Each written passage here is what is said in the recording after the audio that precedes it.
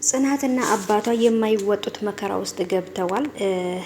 ትዝታ ከእስር ቤት ወጥታለች። ምክንያቱም ያደረገችውን ነገር ሁሉን ነገር በወረቀት የተፈረመበት ወይም ውክልና ስለነበራት መሸጥ መለወጥ ትችላለች ስለተባለ ምንም ወንጀል አልሰራችም ተብላ እንግዲህ ወንጀለኛዋ ሴት ከእስር ቤት አምልጣለች። ጽናትና አባቷ እጅግ በጣም የሚያሳዝን መከራና ስቃይ ውስጥ ገብተዋል።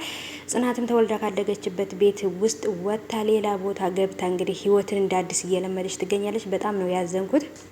እንግዲህ የጽናት ጓደኛ ሚኪ ይሄን ነገር አድርጎት ነው ሚኪ ነው ወረቀቱን የሰጣት ምንድነው እያለች ነበረ። እዚህ ጋር ደግሞ ከፍቅሬ ጋር ሆና በፊትም ፊቷን የማናያት አንድ ልጅ አለች ከፍቅሬ ጋር ማለት ነው። እርግጠኛ ነኝ የፍቅሬ ባለቤቱ ናት። ትዝታም እንግዲህ የቤቱንና የድርጅቱን ስም በሱ በፍቅሬ አላደረገችም። ምክንያቱም ስለምትጠረጥረው ሊሆን ይችላል። እሱም ይጠረጥራታል፣ እሷም ትጠረጥረዋለች። እጅግ በጣም የሚገርም ነበር የዛሬው ክፍል። ሰላም ሰላም ውድ የተከበራችሁ የቻናሌ ተከታታዮች እንዴት ናችሁ? ከኔ ጋር ሁሉ ሰላም ነው። ሰላማችሁ ይብዛልኝ ባላችሁበት ውድ ቤተሰቦቼ። ዛሬ እንግዲህ በጽናት ድራማ ተመልሼ መጥቻለሁ። ብዙዎቻችሁ ይለቀቅ እያላችሁ ነበር፣ ተለቋል ማለት ነው። እጅግ በጣም የሚገርም ነገር ተፈጥሯል። ዛሬ ባልጠበቅኩት ነገር ትዝታ እንግዲህ መረጃውን አቅርባ ወይንም ደግሞ ያላትን ነገር ሁሉ አቅርባ ከእስር ቤት ወጥታለች ማለት ነው። እንግዲህ ድርጅቱንና ቤቱን እንደሸጠችው ነው እንግዲህ ወረቀት ያቀረበችው ማለት ነው። እንዴት በዚህ ዋጋ ትሸጨዋለሽ ብሎ ፖሊሱ ሲጠይቃት ችግር ላይ ስለነበር ልጃችን ስለታመመች ግዴታ መሸጥ ነበረብን። የአሁን ዘመን ሰው ችግራችንን ተጠቅሞ በርካሽ እንድንሸጥላቸው ይፈልጋሉ። ለዛ ነው ስለተቸገርኩ ነው ብላ ባልተጠበቀ ዋጋ ነበር ድርጅቱና ቤቱን የሸጠችው። ምክንያቱም ያ ድርጅትና ያንን ቤት እሷ ስላልደከመችበት ምንም አይመስላትም በምንም ዋጋ ቢሸጥ ማለት ነው። ያ ቤትም ያ ድርጅትም ግን ለጽናትና ለአባቷ ግን እጅግ በጣም ትልቅ ዋጋ ያለው ነበረ።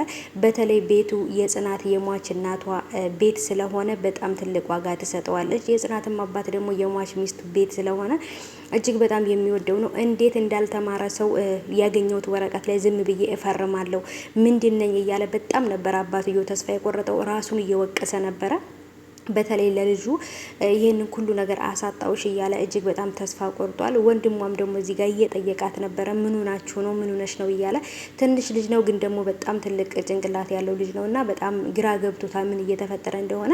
እዚህ ጋር እንደምታዩት ትዝታም ወጥታ እንግዲህ ከፍቅሬ ጋር እያወራች ነበረ። ፍቅሬም ስለ ቤቱ ስለ ድርጅቱ ባንቺም ስም በኔም ስም አይደለም ምንድነው ያደረግሽው ሲላት በሌላ ሰው ስም አድርጌዋለሁ። ምክንያቱም ባንተ ስም ወይ በኔ ስም ከሆነ ወንጀል እየሰራን እንደሆነ ስለሚታወቅ ሌላ ሰው ነው ስም ያደረኩት ብለዋለች። ያ ሰው እርግጠኛ ነኝ የራሷ የሆነ ሰው ወይ ቤተሰብ ወይ ደግሞ ራሷም የምትወደው የምታፈቅረው ሰው ሊሆን ይችላል ብዬ ጠርጥሬያለሁ። ምክንያቱም ፍቅሬ ራሱ ከሌላ ሴት ጋር አብሮ ነው ያለው።